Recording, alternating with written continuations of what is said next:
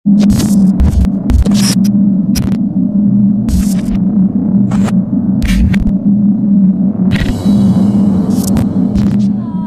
to Master Plan Youth Online Service. Seneng banget guys bisa sapa-sapa kalian lagi. Apa kabar nih? Kita udah sampai di awal bulan Oktober di tahun 2021 dan berarti 2022 tinggal 2 bulan lagi guys. Gimana nih 2021-nya sejauh ini? 2021 pandemi belum berakhir dan mungkin keadaan di sekitar kita masih gitu-gitu aja, belum membaik sepenuhnya. Mungkin ada hal-hal yang menyenangkan, yang membahagiakan, ada juga hal yang sedih yang terjadi di dalam kehidupan kita selama 2021 ini. Tapi kalau kita ada sampai saat ini, berarti itu semuanya cukup buat kita bersyukur, karena berarti Tuhan masih sertai kita dan kasih dan setianya juga masih menyertai kita sampai saat ini. Sebelum kita lebih jauh lagi, yuk sama-sama kita siapin posisi dan siapkan hati dan pikiran kita, tenangkan hati dan pikiran kita buat sama-sama beribadah hari ini. Memasuki bulan baru, berarti kita akan sama-sama belajar tema baru di online service-nya Master Plan. Nah, tema utama Master Plan untuk bulan Oktober 2021 ini adalah I am. Kita akan sama-sama belajar mengenai identitas diri atau gambar diri kita di dalam Tuhan. Online Service Master Plan hari ini kita akan dilayani oleh youth pastor kita, Kak Randy Chandra Dinata, dengan tema I am loved. Kita akan sama-sama melihat dan belajar seberapa berharganya kita di mata Tuhan dan seberapa dikasihinya kita oleh Tuhan sampai dia rela mengorbankan dirinya di kayu salib dan untuk menebus dosa kita dan untuk mempersatukan kembali kita dengan Bapa. Jangan lupa siapin Alkitab dan kalian juga boleh catat firman Tuhan yang kalian dapat hari ini biar lebih mudah diingat. Oh iya guys, online service kita hari ini kita akan sama-sama menerima perjamuan kudus. Jadi jangan lupa siapin anggur dan roti. Kalau kalian gak punya anggur bisa diganti dengan teh atau sirup, dan kalau nggak ada roti bisa diganti dengan kue atau biskuit. Selain online service di hari Minggu kayak gini, yuk ikutan EHF di Master Plan. Kalian tahu kan ada EHF apa aja di Master Plan? Yang udah tahu dan udah ikutan EHF di Master Plan boleh komen yuk di kolom live chat. Yang belum tahu ada EHF apa aja nih Master Plan, boleh dicek grup WhatsApp Master Plan, dan kalian juga bisa tanya-tanya ke teman atau ke kakak atau ke leaders-leaders yang ada di Master Plan tentang EHF di Master Plan. Dan informasinya tentang EHF selalu akan ada di grup Master Plan, karena saat ini EHF kita masih berlangsung secara online melalui Zoom meeting. Linknya akan selalu di-share di grup WhatsApp Master Plan, jadi jangan lupa dicek. Persembahan dan persepuluhan dapat kalian transfer ke nomor rekening maupun scan barcode yang tertera di layar.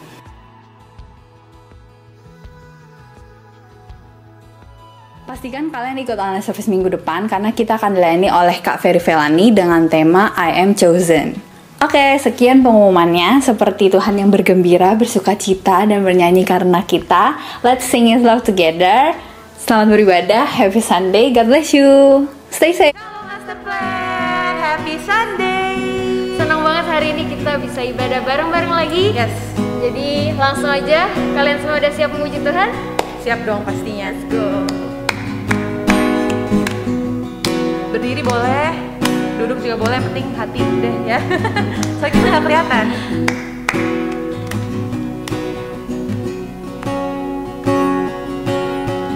Mari kita semua umat pilihan Allah, dengarlah panggilannya untuk menggenapi firman-Nya. Sekaranglah waktunya untuk berdiri bagi bangsa ini. Mari maju umat pemenang. Mari kita semua umat pilihan Allah, dengarlah panggilannya untuk menggenapi firman-Nya. Sekarang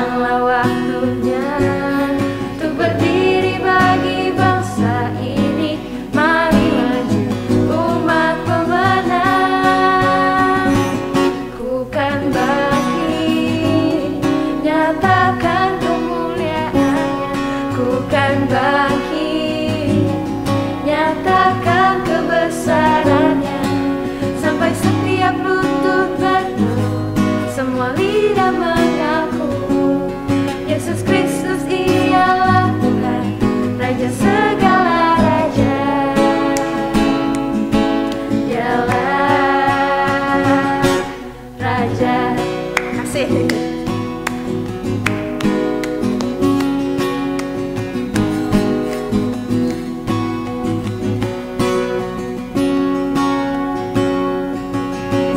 Mari kita semua umat pilihan Allah, dengarlah panggilannya untuk menggenapi firman-Nya.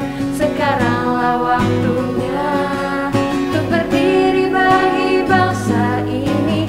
Mari maju umat pemenang, bukan bangkit, nyatakan kemuliaannya.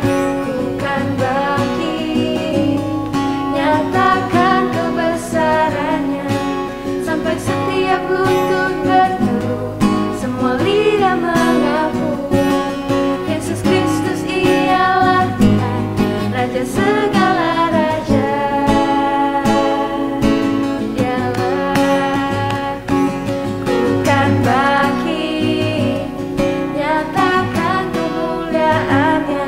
Bukan bangkit, nyatakan kebesarannya, sampai setiap lutut berteduh, semua lidah mengaku Yesus Kristus ialah Tuhan, Raja segala raja. Dialah Raja, dialah Raja, dialah Raja. Yes, amin. Mari teman-teman kita bersatu di dalam doa. Bapa kami yang ada di dalam surga, terima kasih ya Tuhan Yesus untuk siang hari ini ya Tuhan. Kalau kami masih boleh berkumpul, boleh beribadah bareng Tuhan. Kami percaya Tuhan tema hari ini pun gak ada yang kebetulan. Tuhan mau mengingatkan kami lebih lagi bahwa kami sangat amat dicintai oleh Engkau Tuhan. Dan kami sangat amat bersyukur atas kasih-Mu, atas kesetiaan-Mu yang gak pernah habis dalam hidup kami Tuhan. Siang hari ini kami juga mau merayakan kasih setia-Mu Tuhan. Kami mau menyembah Tuhan dengan sepenuh hati kami lebih lagi. Tuntun kami selalu Roh Kudus. Buka setiap hati kami untuk kembali lagi merasakan kasih-Mu ya Tuhan. Thank you Tuhan Yesus. Thank you Jesus.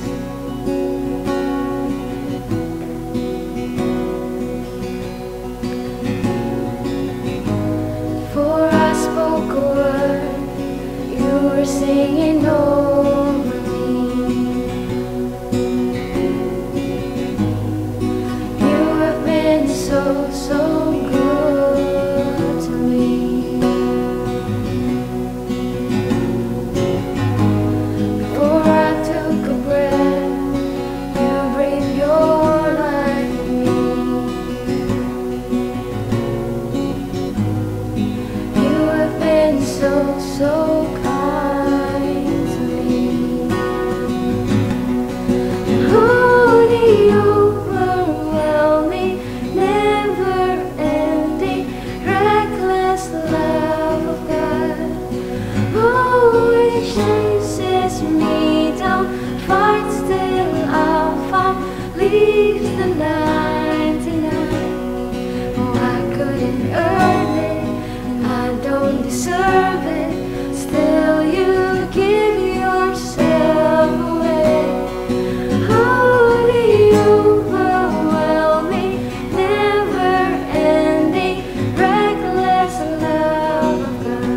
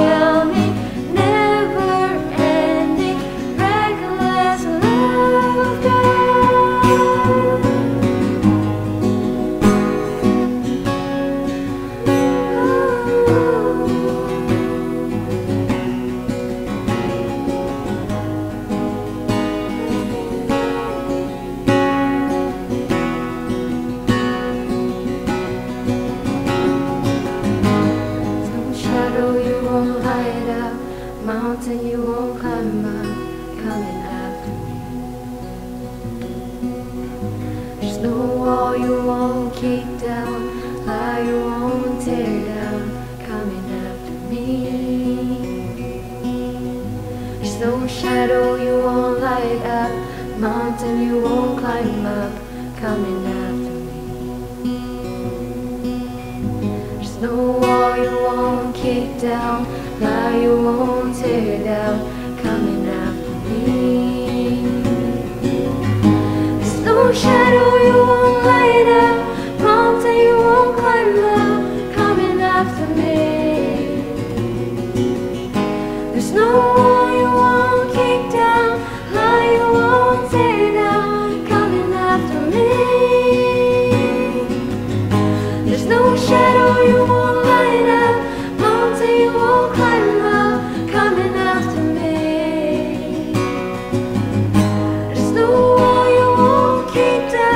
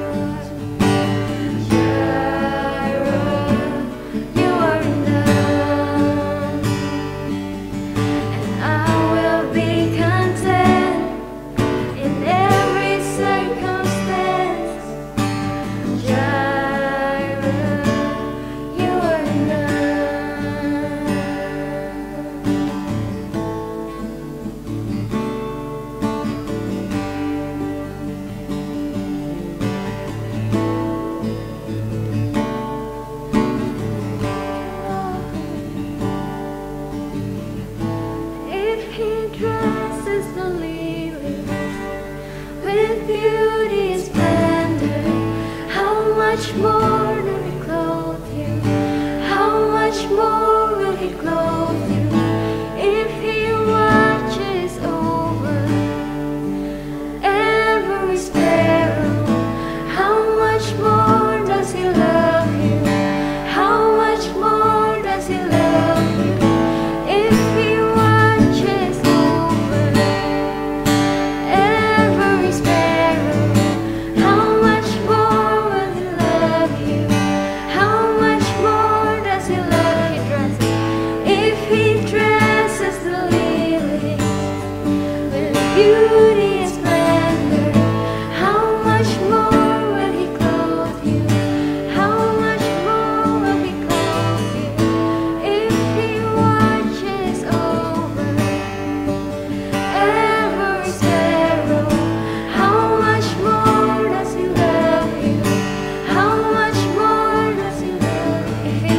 If He dresses the lilies with beauty and splendor, how much more will He clothe you? How much more? If He watches over, oh, every sparrow, how much more does He love you? How much more does He love you? How much more does He love you? How much more does He love you? How much more does He love you? How much more does He love you?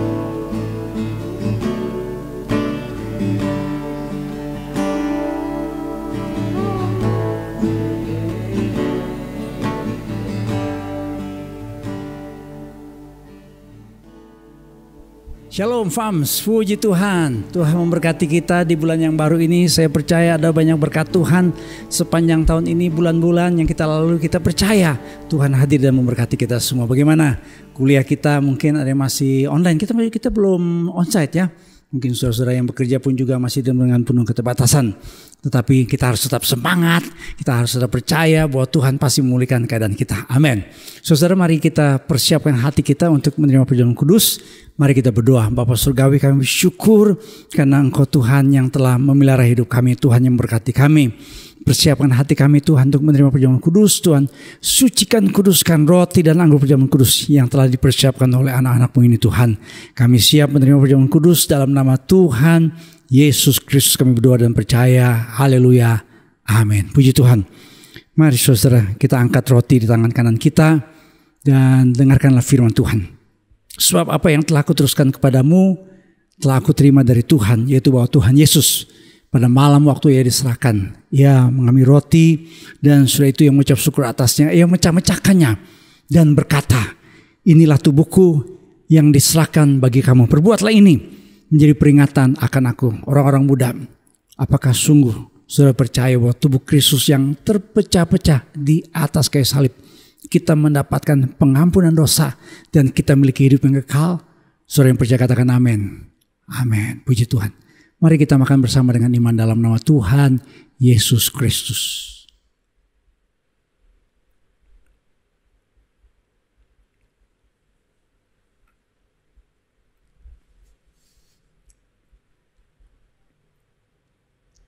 Puji Tuhan.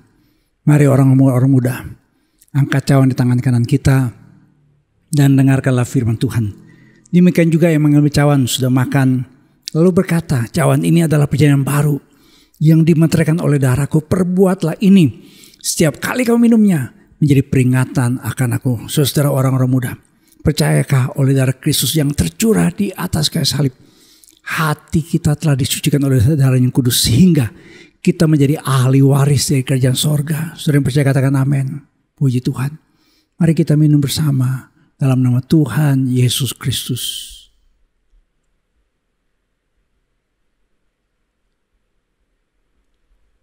Puji Tuhan, haleluya. Angkat tangan saudara.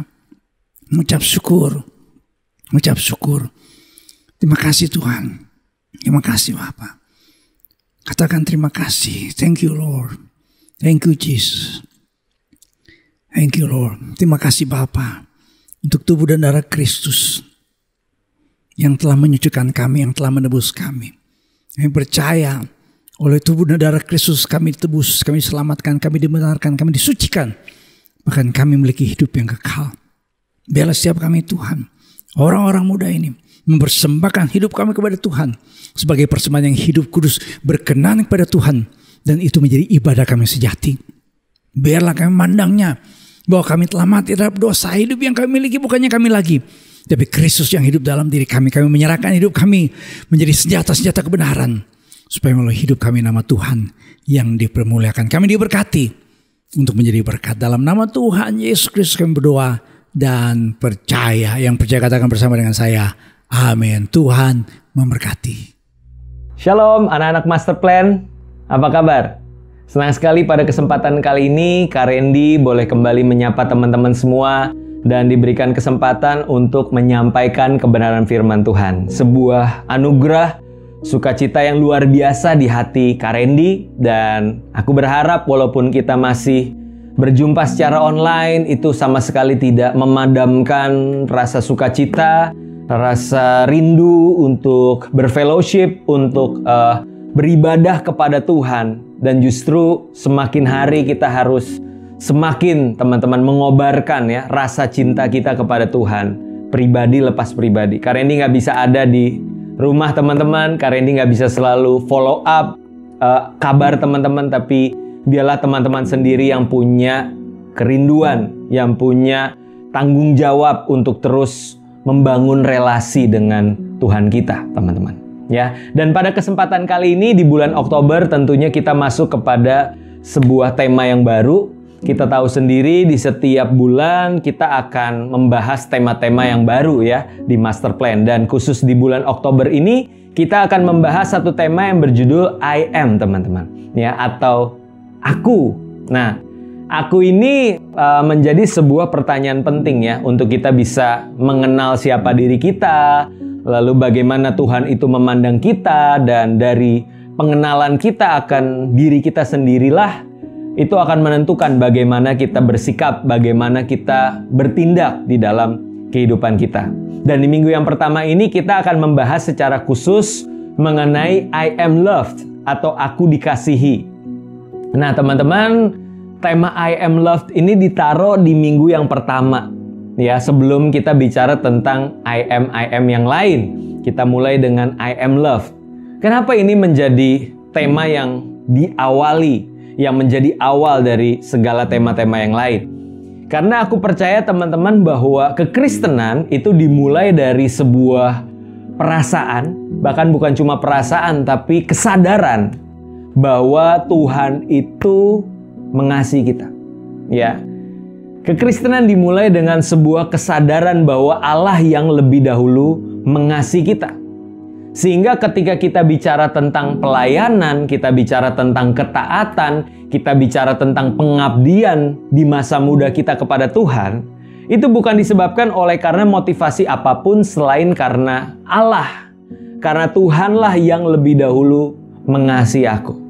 Nah, ini menjadi dasar, ini menjadi fondasi sebelum kita bicara tema-tema yang lain, teman-teman. Nah, yang pertama kita perlu ketahui bahwa di dalam kehidupan tentunya perasaan ketika kita dikasihi, ketika kita disayang, ketika kita diterima apa adanya, kita diakui, ya, kita diperhatikan, bukankah itu perasaan yang begitu membahagiakan, teman-teman? One of the best feeling in the world adalah ketika kita merasa dikasihi. Apalagi kita merasa dikasihi oleh orang-orang yang spesial di dalam kehidupan kita. Orang tua kita, sanak saudara kita, sahabat-sahabat kita, bahkan si dia, teman-teman. Ya, gebetan kita yang udah lama kita incer, ya, udah lama kita perhatiin, ternyata dia juga punya rasa yang sama terhadap kita. Ternyata dia peduli, dia perhatiin kita, dan dia juga menunjukkan rasa suka kepada kita. Bukankah hati kita menjadi berbunga-bunga dan rasanya kita punya sebuah semangat, kita punya motivasi, kita punya gairah untuk menjalani kehidupan lebih daripada hari-hari yang sebelumnya, teman-teman. Ya, itu perasaan yang pastinya akan begitu luar biasa di dalam kehidupan kita. Namun sampai satu titik akan ada momennya, teman-teman, di mana ketika kita merasakan kasih dari orang-orang di sekitar kita, kita akan sampai satu titik di mana kita menyadari bahwa di dalam keterbatasan orang-orang tersebut, mereka tidak bisa mengasihi diri kita secara sempurna. Ya, kita memandang orang tua kita di dalam keterbatasan, mereka berusaha mengasihi kita, tapi toh akhirnya kita merasa kayaknya masih kurang deh, kayaknya cuma segini doang deh kasihnya papa mama buat aku. Atau mungkin dari sanak saudara kita, dari kakak, dari adik, dari sahabat, bahkan dari si dia, teman-teman. Ternyata kasihnya segitu doang. Dan bahkan di dalam perjalanannya, karena kita pun masih belajar tentang apa itu kasih, begitupun dengan pasangan kita yang ada, kita bukannya saling mengasihi, memberi, tapi yang terjadi adalah kita saling melukai, kita saling menuntut satu dengan yang lain.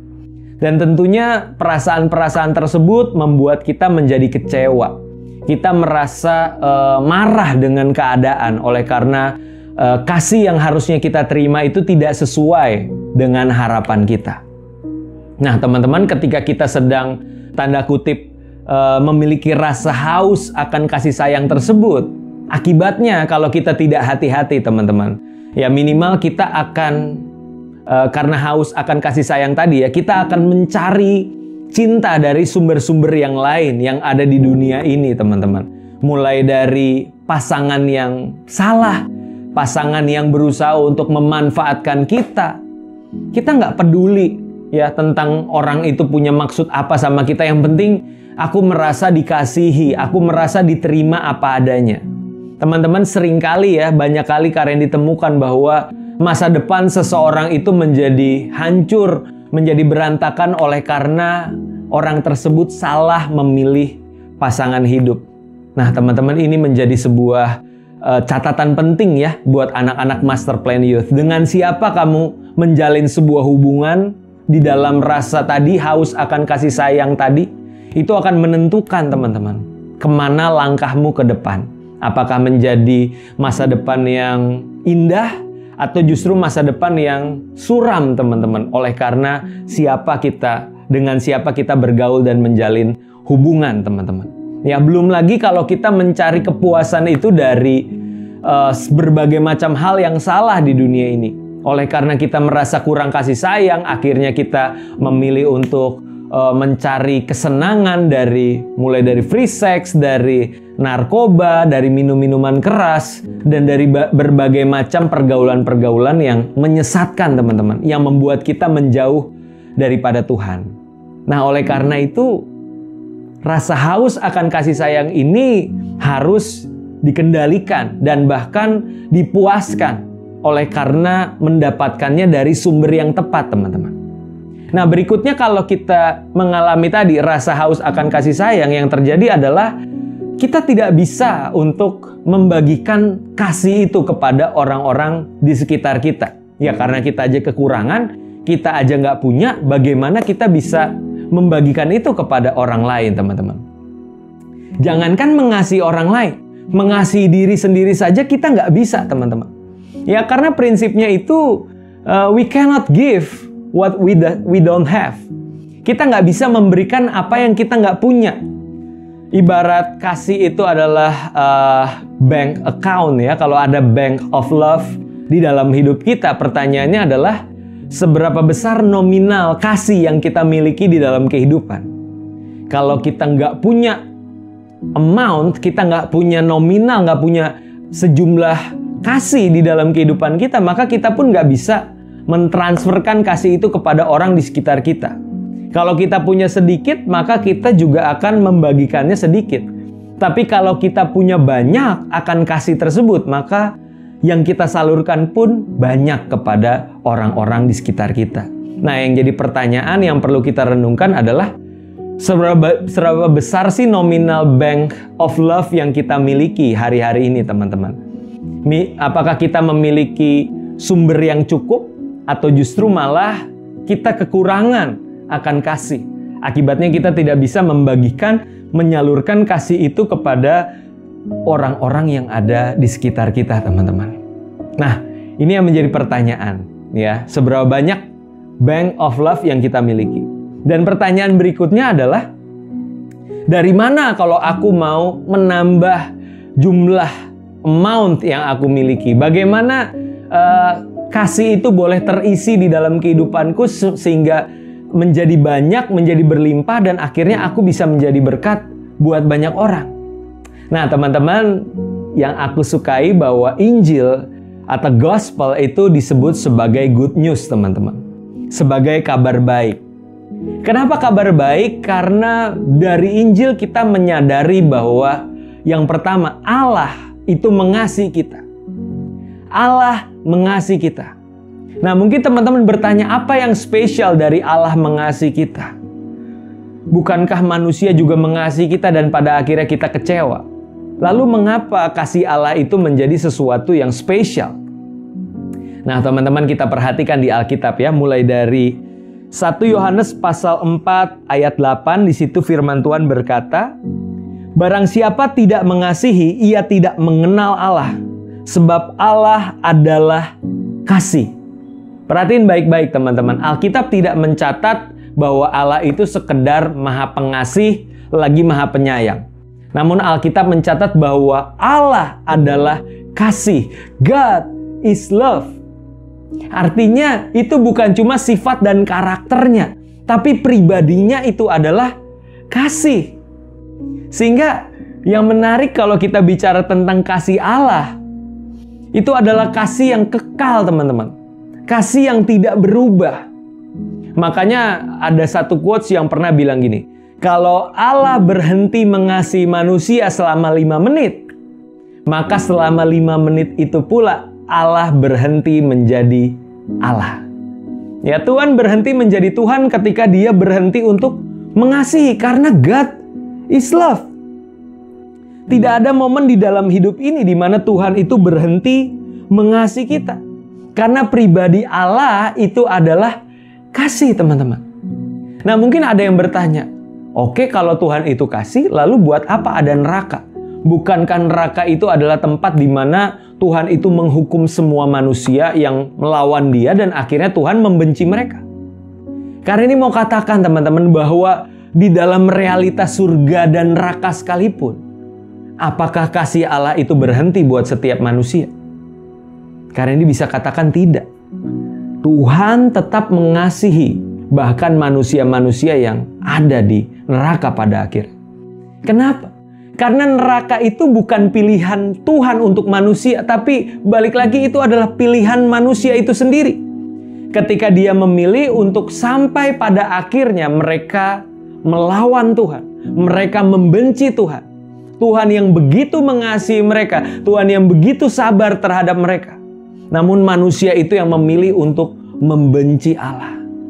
Sehingga di dalam kasih-Nya pun Tuhan harus memberikan kehendak bebas, memberikan pilihan kepada manusia. Karena di dalam kasih tidak ada keterpaksaan, teman-teman. Sehingga Tuhan pun memberikan kebebasan. Kalau kamu mau mengasihi aku terima dengan segenap hatiku. Tapi kalaupun engkau memilih untuk membenci aku tidak akan memaksa engkau untuk mengasihi aku, dan aku akan tetap mengasihi engkau. God is love. Allah adalah kasih, teman-teman.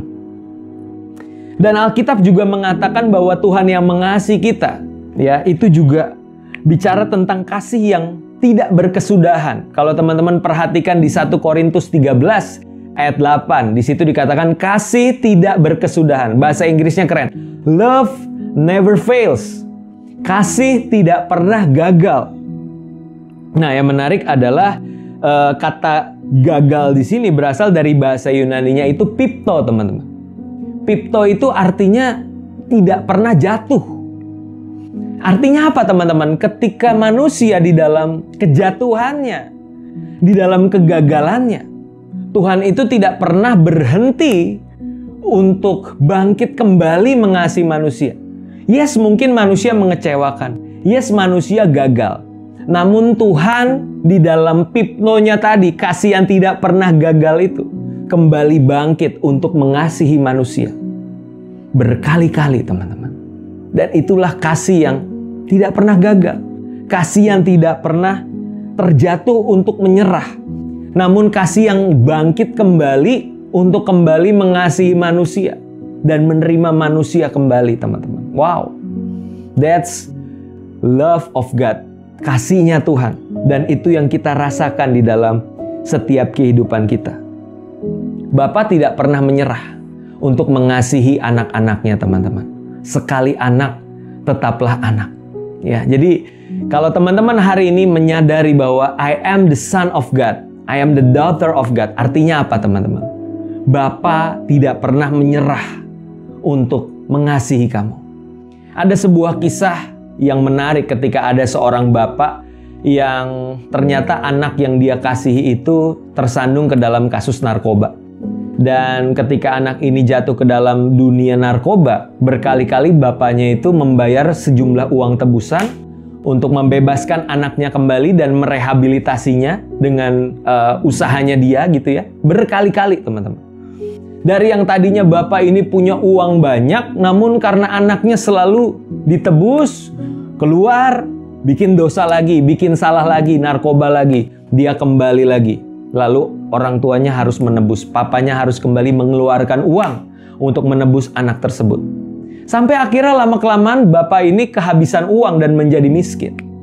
Lalu ada seorang yang bertanya kepada bapak ini, "Pak, mau sampai kapan sih engkau menebus anakmu ini sampai berkali-kali? Nanti lama-lama kamu benar-benar bangkrut loh, kamu kehabisan semua yang kau miliki." Tapi si bapak ini bilang, "Kalaupun aku harus miskin, kalaupun aku harus bangkrut, aku akan cari pinjaman kepada semua orang yang aku kenal untuk aku bisa menebus anak ini kembali, untuk aku bisa mengeluarkan anak ini kembali, untuk aku bisa merawat dia." Dan orang tersebut yang menanyakan bilang, "Kenapa, Pak, kamu melakukan ini?" Lalu bapak ini menjawab, "Ya karena dia anak saya. Apapun akan aku lakukan supaya anakku ini bisa bersama-sama dengan aku. Bahkan semua harta kekayaanku akan aku serahkan selama anak ini bisa bersama-sama dengan aku." Wow, bukankah kasih Bapa yang menerima kita dan tidak pernah menyerah bagi setiap kita itu harusnya mengubahkan kehidupan kita, teman-teman. Ya, Bapa tidak pernah menyerah untuk mengasihi kita, anak-anaknya. Dan kalau Tuhan itu tidak pernah menyerah terhadap kita yang seringkali gagal, seringkali kecewa dengan keadaan lalu menyerah, mengapa kita juga menyerah terhadap diri kita sendiri? Kalau Bapa nggak pernah menyerah mengasihi kita, mengapa kita menyerah untuk memberikan kesempatan kepada diri kita sendiri untuk kembali bangkit, untuk kembali datang kepada Tuhan? Teman-teman, ya, banyak dari kita yang setelah mengalami kegagalan, kejatuhan lagi di dalam mungkin lubang yang sama, dosa yang sama, lalu kita berkata, "Udahlah, gue nyerah aja. Gue berhenti untuk berusaha." Tuhan gak pernah nyerah sama kamu. Tuhan gak pernah berhenti mengasihi kamu. Jangan berhenti untuk mencoba. Jangan berhenti untuk berjuang. Kembali ke pelukan Bapa. Tuhan selalu mengasihi dan menerima kita apa adanya. Amin, teman-teman. Itu yang pertama. Tuhan mengasihi kita. That's the good news. Yang kedua, teman-teman, mengapa Injil disebut good news? Karena gini, kasih Allah itu dinyatakan melalui pengorbanan Yesus Kristus. Kasih Allah dinyatakan melalui pengorbanan Yesus Kristus. Saya buka dari Roma pasal 5 ayat yang ke-8. Tentunya ayat yang sudah sering kita baca. Firman Tuhan berkata seperti ini, "Akan tetapi Allah menunjukkan kasih-Nya kepada kita, oleh karena Kristus telah mati untuk kita ketika kita masih berdosa." Allah menunjukkan kasih-Nya dengan jalan Kristus mati bagi kita ketika kita masih berdosa. Teman-teman, bukan kasih namanya kalau cuma di mulut doang. Kalau cuma sekedar ngomong I love you, aku mengasihi engkau dengan kasih yang kekal, tapi tidak ada bukti yang diekspresikan, yang dinyatakan, itu namanya bukan kasih. Tapi kasih yang sejati itu pasti akan berbuahkan tindakan nyata. Dan itulah yang dinyatakan oleh Allah melalui Yesus Kristus. Kematian Kristus di atas kayu salib itu adalah bukti dari kasih Allah dan tidak terbantahkan sampai hari ini, teman-teman. Kalau kita mulai mempertanyakan, Tuhan sayang nggak ya sama gue? Pandanglah Kristus yang tersalib. Karena dari kematian Kristuslah kita menyadari bahwa Tuhan itu beneran sayang sama kita. Nah, yang jadi pertanyaan sekarang, teman-teman, sudahkah kita juga mengasihi Tuhan? Karena mengasihi Tuhan bukan cuma apa yang kita katakan, apa yang kita nyanyikan di dalam pujian penyembahan kita. Namun mengasihi Tuhan itu harus dibuktikan lewat tindakan nyata, lewat ketaatan. Kalau Tuhan bilang pergi jadikan semua bangsa muridku, dan kamu bilang mengasihi Tuhan, tapi kamu nggak melaksanakan amanat agung, apakah itu yang disebut mengasihi Tuhan? Ya, banyak hal yang mungkin perlu kita renungkan kembali. Apakah kasihku kepada Tuhan itu dibuktikan lewat ketaatan di dalam tindakan nyata kita, teman-teman? Mungkin kita juga bertanya, seberapa besar sih Allah mengasihi kita? Ya, teman-teman, besarnya kasih Allah kepada kita itu bisa kita lihat dari seberapa besar pengorbanan Kristus di kayu salib bagi setiap kita. 1 Petrus 1 ayatnya yang ke-18 sampai 19 berkata seperti ini. Sebab kamu tahu bahwa kamu telah ditebus dari cara hidupmu yang sia-sia yang kamu warisi dari nenek moyangmu itu. Bukan dengan barang yang fana, bukan pula dengan perak atau emas, melainkan dengan darah yang mahal, yaitu darah Kristus, yang sama seperti darah anak domba yang tak bernoda dan tak bercacat. Teman-teman, seberapa berharganya kita? Seberharga darah Kristus yang tercurah. Bukan dengan emas dan perak, bukan dengan barang yang fana, tapi lewat darahnya sendiri dia curahkan buat aku dan kamu. Bukankah ini sebuah kenyataan yang membuat kita seharusnya merasa bahwa, oh thank you Lord, Engkau begitu mengasihi aku. Terima kasih Tuhan, Engkau telah menebus aku bahkan dengan darah-Mu sendiri. Jangan pernah ragukan kasih dan pengorbanan Tuhan di dalam hidup kita. Namun yang perlu kita pertanyakan, yang perlu kita ragukan adalah seberapa besar kasih dan juga pengorbanan kita buat Tuhan. Seringkali baru sedikit yang kita buat untuk Tuhan, lalu kita katakan, Tuhan capek. Tuhan, kok begini amat sih hidupku? Ada penderitaan, ada orang-orang yang salah mengerti aku. Nyatakan pengorbananmu buat Tuhan.